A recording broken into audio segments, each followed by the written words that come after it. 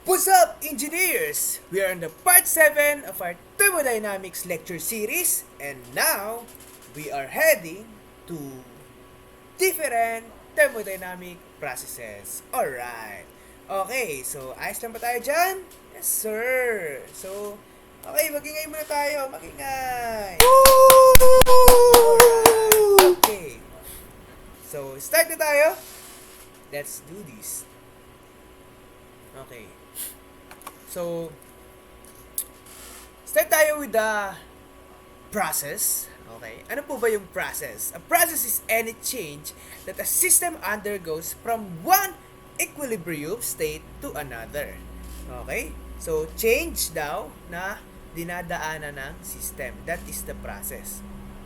And then, a path refers to the series of states through which a system passes during a process. So, pag state naman yung pinag-uusapan, we call that path. Kapag process, change. Yan. Okay.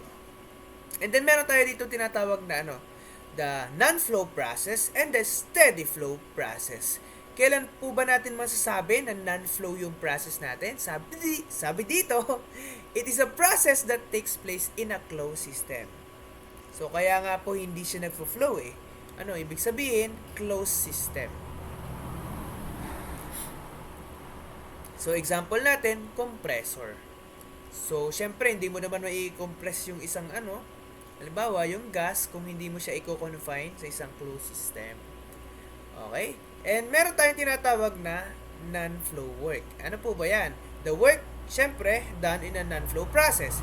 At ito yung tatandaan nating formula na hanggang sa dulo ay magagamit pa rin natin. Ano po yun? The non-flow work is equal to the integral of pressure P, then we have dV. So, from 1 to 2. Okay? So, alam naman natin, ang work is can also be written as the product of pressure and volume. Ayan. Okay? Then we have the steady flow process, a process that takes place in an open system. So, yun naman, si steady flow process, kailan siya nangyayari? Sa open system. So, steady flow, may paggalaw. So, may pagdaloy. In which the quantity of matter within the system is constant. Example, turbine. So, steady flow work is the work in a steady flow process. Yan. Kung mapapansin natin, nagkabaliktad lang po, and then meron tayong negative. So, negative integral of VdP from 1 to 2. Still, product pa rin ng volume and pressure, but this time, this is difference in pressure. Kanina, difference in volume. Okay? So, tatandaan natin, kasi yan pong formula na yan, sa steady flow at saka sa non-flow work, ay magagamit din natin sa iba't ibang processes na dadaanan pa natin. Alright? Alright. Okay. So, sir, paano pag hindi sinabi kong non-flow o steady flow? Yun yung tanong, halimbawa, sa question, hindi sinabi kung non-flow o kaya steady flow. We assume first it is a non-flow work. Ayan. Okay. So, game. Punta tayo sa reversible and irreversible processes. Ito po yan. One in which both the system, and the surroundings are returned to their original states. So, that's N. Otherwise, it is an irreversible process. So, kapag pwede mo pa daw ibalik sa kanilang original state, that is reversible. Otherwise, kapag hindi mo na pwedeng maibalik pa, ang tawag doon ay irreversible. Alright, di ba? Oo. So, hindi mo na pwedeng ibalik pa ang nakaraan. Di ba? The damage has been done. Alright. Ayan. Ang tawag doon ay irreversible. Okay? So, yan tayong tinatawag na cyclic process. A process which gives the same states or conditions after the system undergoes a series of processes. So, paulit-ulit na. Kaya nga siya cyclic eh. Umiikot. Yan. So, nagsimula siya sa isang process and then mag-undergo siya ng ibang process and then babalik ulit siya sa simula. And we call that the cyclic process. And then we have the quasi-static process, a process in which system depart from equilibrium state only infinitesimally at every instant. Ayan. Okay? So, keyword, quasi-static, depart. Lumalayo daw sa equilibrium state. Okay, game! So, let's introduce the first, the different processes na madadaanan natin sa thermodynamics. Ano po ba yun? Yan. So, the processes of ideal gases. Okay, first, we have the isometric, or we can call it as isochoric, or we can call it as isovolumic process. Alright. So, what does it mean? Isometric. So, pag iso, ibig sabihin, constant, no, equal, something like that. Ano, yun yung prefix na iso. Sabi dito, isometric, an internally reversible constant volume process of a working substance. So, keyword, isometric volume, constant volume. Then we have isobaric. We have, it can also be called isopiastic. Pag isobaric po, constant pressure. Yun lang naman yung tatandaan natin. Then we have the isothermal. Thermal, matik yan. Constant temperature, easy. Then we have the adiabatic process. So, dito si Sam. Hi Sam. Welcome. So, commercial muna tayo. Ayan. So, ulit siya. Welcome. Alright, tsaka na. Oops. Kape ko yan. Alright. Okay. So, balik tayo sa ating processes. Namumulit si Sam. Nangunguha ng pagkain. Yan. Okay. Game. So, adiabatic process is one in which no heat or other energy is transferred to or from the system. And dito, meron tayo ditong dalawang kinds ng adiabatic process. We call that isentropic and the throttling process. Okay, but take note sa ating computations. We assume adiabatic and isentropic is the same. Though the principle is isentropic is under adiabatic process. Isentropic process is an adiabatic process in which there is no change in the system entropy. Okay? While on the other hand, throttling process is an adiabatic process which there is no change in the system enthalpy. So ito enthalpy naman. But which there is a significant pressure drop. Okay? So, dito, ang ating ifo-focus sa ating adiabatic process is the isentropic. Alright, next, we have the polytropic process. Yan. An internally reversible process during which PV raised to n is equal to C where n is a constant. So, ito pong equation na ito, madadaanan natin sa huli. Explain natin yan. So, po yung general equation ng ating ideal gas processes. Yung PV raised to n equals C. Where lahat ng processes na nabanggit natin ay mayroong corresponding na value na n. Ayan. So, as we go along, we will determine kung ano po yung mga value ni n sa bawat processes. Alright? Let's go! Let's go to the first process. The isometric or isochoric or isovolumic process. Let's go. So first that we need to know is the relationship between the three variables. Diba? Lagi ito, the pressure, volume, and temperature relation. And sabi natin, isometric is constant volume. Volume is constant. Since volume is constant, ano po ba yung gas law na involved kapag volume is constant? Oo, ito po, nakalagay na. Gay-Lussac law. Yan. And since Gay-Lussac law, nadaanan na natin yan sa previous lectures natin. We have P1 over T1 equals P2 over T2. And then we have the PV and TS diagram. So both of these, PV and TS, is a diagram of what? PV is a diagram uh, of work, di ba? Pressure times volume. And also temperature and entropy. Pag pinag-multiply, that is uh, work. Ayan. So, ito po yung mga graph nila.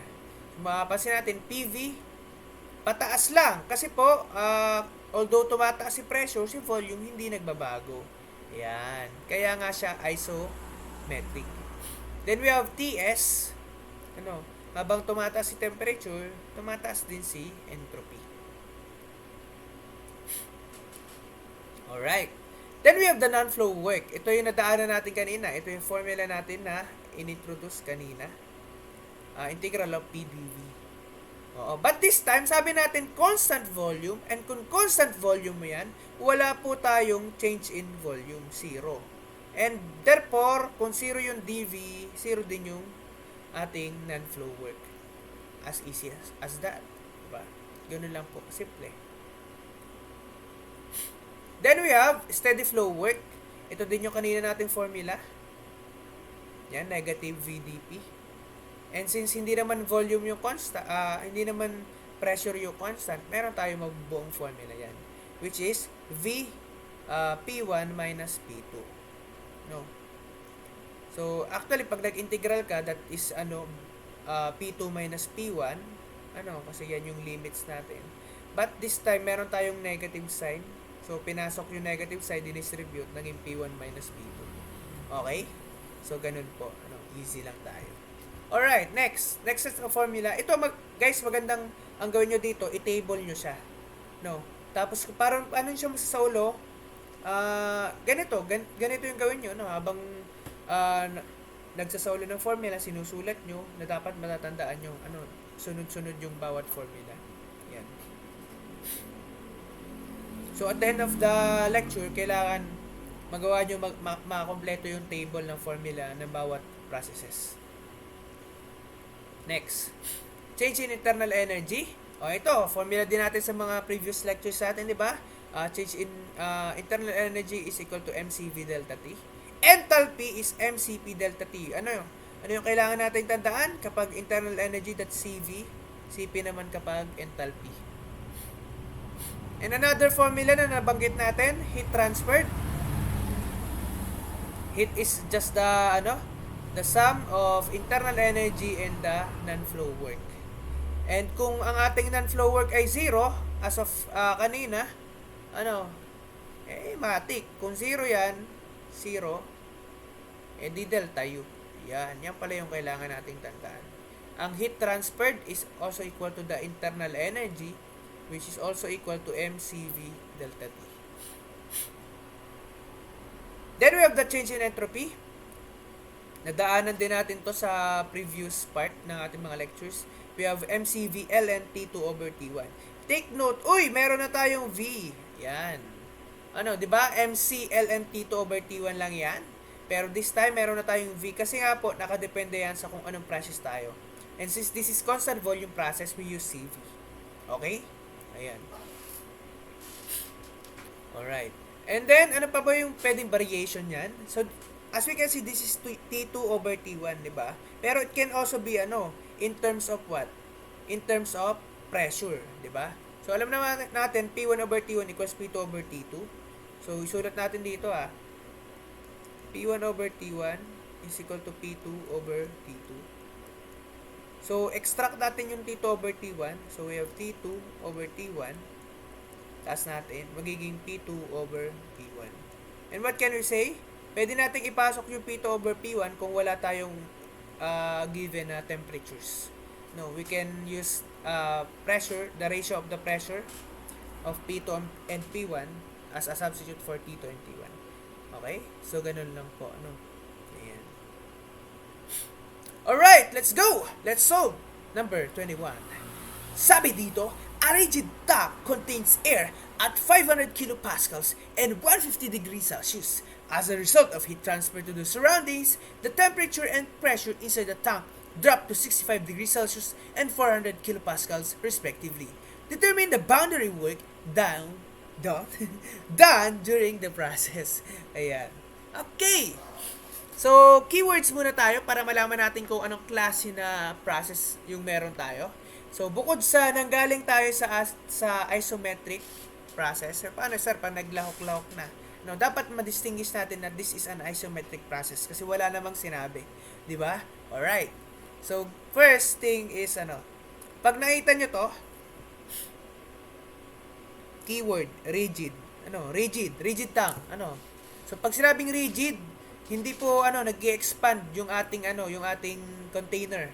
No, fix lang siya. At kung siya hindi nag-expand, ibig sabihin constant volume. Alright? Ayan. So kung constant volume process yan, edi isometric. Okay, check. Isometric, alam na natin.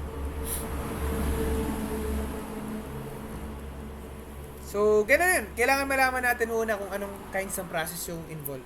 Next is what? Ano yung hinahanap? Boundary work. Kung boundary work yan, boundary. Ibig sabihin, bounded, hindi nagfo-flow. And that is why, ang hinahanap pala sa atin is the non-flow work. And kung babalikan natin yung formula, sige, pagbalikan natin yung formula. Ano yan? Isusolve pa ba natin yan, sir? Of course! Easy. Hindi na natin kailangang isolve. Kasi po pag isometric process, hinahanap si non-flow work, matic. From the formula, non-flow work is equal to integral of PdV. Since there is no change in volumetric, zero na po yung sagot natin. Wala nang solve. Alright, wala na. So kahit ano yung mga given dyan, wala yan.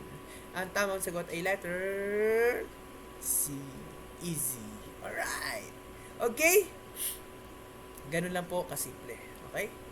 Okay, next. Proceed tayo sa 22. There are 1.36 kg of gas for which R equals 377 joule per kilogram Kelvin and K equals 1.25 that undergo a non-flow constant volume process from 551.6 kilopascals and 60 degrees Celsius to 1,655 kilopascals. During the process, the gas is internally stirred and there are also added 105.5 kilojoules of heat. Determine the change of entropy. Alright. So, dito, change of entropy yung hinahanap. Okay, so punta muna tayo sa formula ng ating change in entropy. Ano po yun, sir? We have delta S is equal to M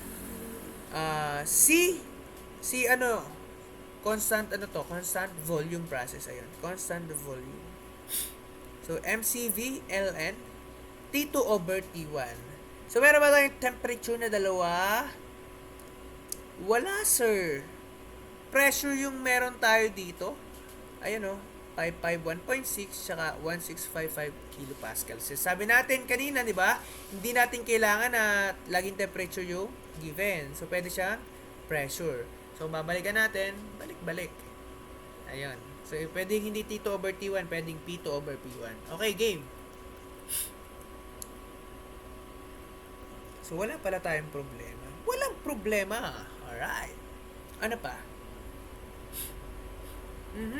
Check ng ating M. Kasi meron tayo dyan 1.36 kilograms. CV. May given ba tayong CV? Hala, sir. Wala. Wala tayong CV. Pero, meron tayong R at meron tayong K. Ayan. O, diba, sabi ko sa inyo, meron po tayong formula para makuha ang ating CV. Kasi alam natin ang RI, CP minus CV, the differences of CP and CV. And yung K, alam natin na siya ay the ratio. CP over CV. Ay, easy. Okay? And with that, ayusin lang natin. Yan. So, gusto natin malaman si CV. So, kukunin natin si CP. CP is equal to KCV. Pasok natin dito. Ayan. So, we have KCV minus CV equals R. Alright. Makukuha na natin si CV. Game. We have 377 joule per kilogram Kelvin equals 1.25 CV minus CV And we have CV equals. So, game. Uy! Wala tayong calcu. Sino kumuha ng calcu ko? So, balik tayo sa ating calculator. Oo. Wait lang. Hanapin ko lang yung calcu na wala. Sino kumuha ng calcu ko? Oh my god! Even though from... Oh my god! And dyan, bumalik na yung calcu natin. May nagsawali na. May humiram pala ng calcu natin. Alright. Okay. So yan, may humiram lang. Okay, andyan na siya. O, game. So, kunin natin si value ng CV. So, 377 is equal to 1.25 CV minus CV. So, x minus x. Ship solved equals. So, we have CV equals 1508.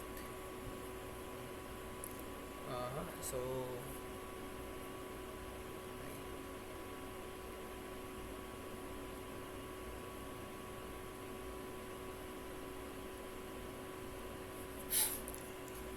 so 1508.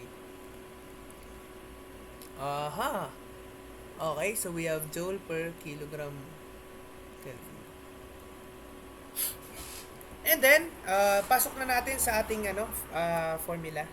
We have mass is equal to 1.36 kilograms. CV is 1508 joule per kilogram Kelvin. Cancel. We have ln P2 over P1. We have P2 is equal to 1655 kilopascals.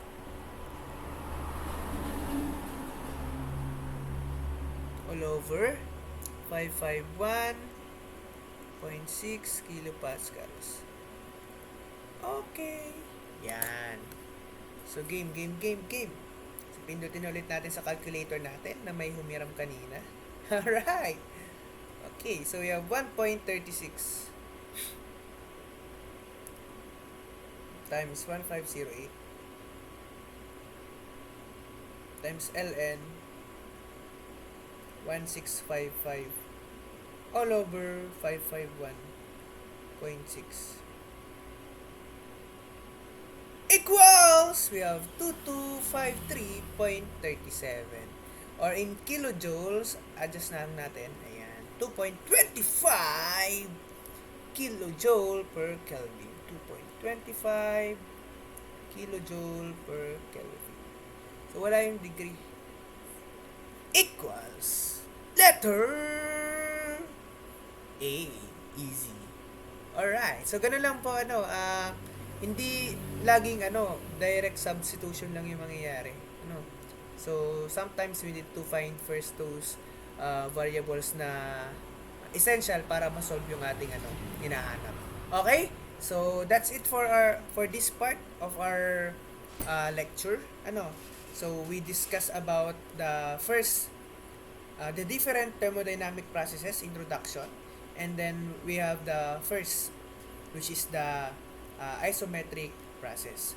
So, kita-kits ulit guys sa ating mga susunod na lecture series ng ating thermodynamics. So, God bless future engineers.